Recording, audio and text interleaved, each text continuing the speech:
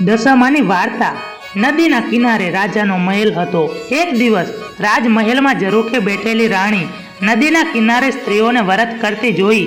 તેથી રાણીએ દાસીને કહ્યું, દાસી, સામે નદીના કિનારે હોળે શણગાર સજીને ટોળે વળેલી સ્ત્રીઓ શું કરે છે, જાણી લાવ।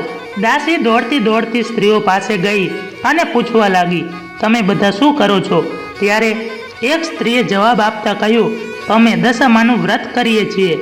આ વ્રતની વિધિ એવી છે કે સૂતરના 10 તાર લઈ 10 ગાંઠો વાળવી, ગાંઠે ગાંઠે કંકુના ચાંદલા કરવા। ત્યાર પછી સ્ત્રીએ વ્રત ક્યારે કરવું અને કેવી રીતે કરવું એ જણાયું।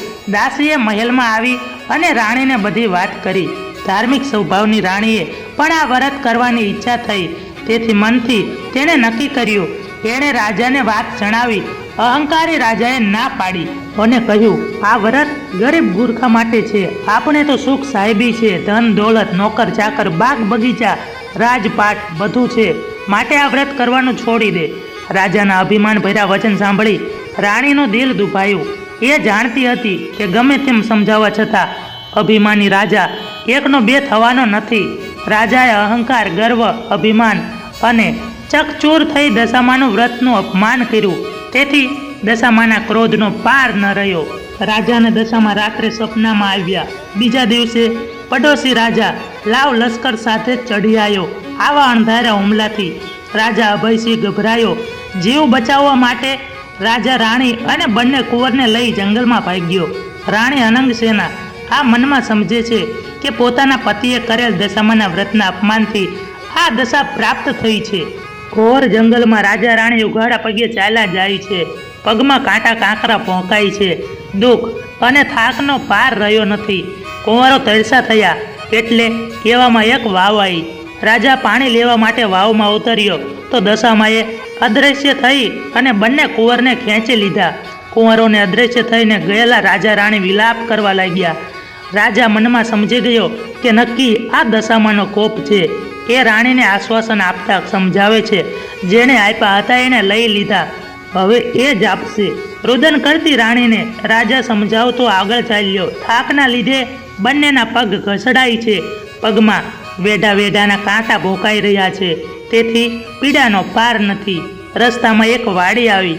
રાજાએ થયું કે હાશ ઘડી બે ઘડી વિસામો મળશે, પણ રાજાએ વાડીમાં જેવો પગ મૂક્યો ત્યાં તો ખીલેલા ફૂલ કરમાઈ ગયા। વાડીનો માળી વિચાર કરવા લાગ્યો કે નક્કી આ માણસ પાપી પગલાનો છે, તેથી માળીએ લાકડી લઈને રાજા રાણીને મારવા દોડ્યો। રાજા રાણી માંડ બચીને ભાગ્યા। જીવનથી હતાશ થઈ ગયેલા ભિખારી જેવી હાલતમાં બંને એક નગરમાં આવ્યા। એ નગર રાજાની બહેનનું હતું। રાજાને આશા હતી કે બહેન જરૂર આવકારો આપશે। એણે પાદરેથી પોતાની બહેનને સંદેશો મોકલાયો કે તારો ભાઈ આવ્યો છે। બહેન પોતાના ભાઈ સોનાની ગાગરમાં સુખડી મોકલાવી અને સાથે સોનાની સાંકળી મૂકી, પણ સોનાની ગાગર પિત્તળની બની ગઈ। સુખડીના બદલે ઈંટના કટકા બની ગયા। સોનાની સાંકળીના બદલે ફૂફાડા મારતો કાળો નાગ નીકળ્યો। રાજા વિચાર કરે છે, મારી સગી બહેન મને મારી નાખવા આવું ન કરે, નક્કી આ દશામાના કોપના કારણે થયું છે। આવો વિચાર કરી રાજાએ ગાગર ત્યાં જ દાટી દીધી અને રાણીને લઈ આગળ ચાલી નીકળો। ચાલતા ચાલતા એક નદી આવી। નદીના કાંઠે ચીભડાના વાડા છે। રાજા બે હાથ જોડી અને વાડીના માલિકને કરગરવા લાગ્યો કે ભાઈ, 7 દિવસના ભૂખ્યા છીએ, દયા કરી એક ચીભડું આપો। ખેડૂતને દયા આવી, એક ચીભડું આપ્યું। રાજાએ નક્કી કર્યું આગળ જઈ થોડો વિશ્રામ કરી અને પછી ચીભડું ખાશું। બન્યું એવું કે ગામના રાજાનો કુંવર 2 દિવસ પહેલા રીસાઈને ભાગી ગયો હતો। સિપાહીઓ કુંવરની શોધમાં નીકળ્યા હતા અને દશામાના કોપના કારણે રાજાના હાથમાં જે ચીભડું હતું એ કુંવરનું માથું બની ગયું। આ માથા ઉપર નજર પડતા જ સિપાહીઓએ દોડી અને રાજાને પકડી લીધો। દોરડાથી બાંધી લાતો મારતા નગરમાં લઈ ગયા। નગરના રાજાને બધી વાત કરી। રાજાએ પોતાના કુંવરની હત્યા કરવા બદલ અભયસેનને કાળ કોટડીમાં હુકમ કરી બંદીખાનામાં નાખી દીધો। રાજા વગર વાંકે કેદ થયો, તેથી રાણી અનંગસેના પર દુઃખનો પહાડ તૂટ્યો। એ જંગલમાં જતી લાકડાનો ભારો લઈ આવતી, એ વેચી જે કાંઈ પૈસા મળે એમાંથી પેટનો ખાડો પૂરતી। આમ દિવસો પસાર થવા લાગ્યા। અષાઢ મહિનો આવ્યો। અનંગસેના રાણીએ અષાઢી અમાસે એટલે કે દિવસાના દિવસે દશામાનું વ્રત કર્યું. દશામાના વ્રતના 10 દિવસ નકોરડા ઉપવાસ કર્યા અને માતાજીની ભક્તિ કરી.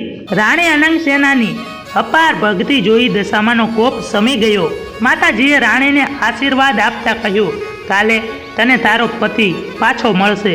એ જ રાત્રે દશામાએ નગરમાં રાજાના સપનામાં જઈ આદેશ આપ્યો કે તે નિર્દોષ માણસને કેદ કર્યો છે. તારો કુંવર તો મોસાળમાં લીલા લહેર કરે છે, સવારે પાછો આવી જશે. સવાર પડતા જ દશામાની કૃપાથી કુંવર પાછો આવી ગયો. રાજાને જાતે જ અભયસેનને બંદીખાનામાંથી મુક્ત કરી ક્ષમા માગી. એટલું જ નહીં, ખૂબ ધન પણ આપ્યું. રાજા રાણી રથમાં બેસી અને સુવર્ણપુર આવવા નીકળ્યા. રસ્તામાં બહેનોનું ઘર આવ્યું.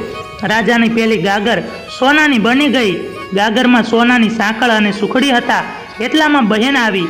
આગ્રહ કરીને ભાઈ ભાભીને ઘરે લઈ ગઈ. 2 દિવસ રોકાઈ રાજા રાણી ત્યાંથી આગળ ચાલ્યા. રસ્તામાં વાવ આવી. જોયું તો વાવના કાંઠે દિશામાં વૃદ્ધ ડોશીનું રૂપ ધારણ કરી અને ઊભા છે. બંને કુંવરો એમની આંગળી પકડીને ઊભા છે. રાજા રાણી તરત માતાજીને ઓળખી ગયા અને લાકડીની જેમ તેમના પગમાં પડી ગયા. દશામાએ અસલ સ્વરૂપમાં આવી દર્શન આપતા કહ્યું, હે રાજા, તે અભિમાન આણી અને મારા વ્રતનું અપમાન કર્યું હતું, તેથી તારા પર હું કોપાઈ માન થઈ હતી. પણ હવે તારા પર ગરવટ ટળી ગયો છે. વળી તારી રાણીએ ભાવથી મારું વ્રત કર્યું, તેથી હું તારા પર પ્રસન્ન થઈ છું. તારું રાજ તને પાછું મળી જશે. માં કરતો રાજા અભયસેન દશામાના પગમાં પડી ગયો, આળોટી પડ્યો અને બોલ્યો, હે માં, કળિયુગમાં તમારી કારમી કસોટીનો પાર ઉતરે નહીં. માં, આવો કોપ હવે ક્યારેય કરશો નહીં. દશામાં મીઠું મધુર હાસ્ય વેરતા બોલ્યા, તારી વાત કબૂલ કરું છું. કળિયુગમાં જે કોઈ મારી કથા સાંભળશે કે સંભળાવશે તેની દશા સદા સારી રહેશે. આમ કહી દશામાં અદ્રશ્ય થઈ ગયા. રાજા રાણી કુંવરને લઈ અને પોતાના રાજ્યમાં આવ્યા. હે દશામાં, તમે જેમ રાજા રાણીને ફળ્યા એવા અમનેય ફળજો. જય દશામાં. મિત્રો, વિડીયો પસંદ આવ્યો હોય તો વિડીયોને લાઈક કરી અને ચેનલને સબસ્ક્રાઈબ કરવાનું ભૂલશો નહીં. જય દશામાં.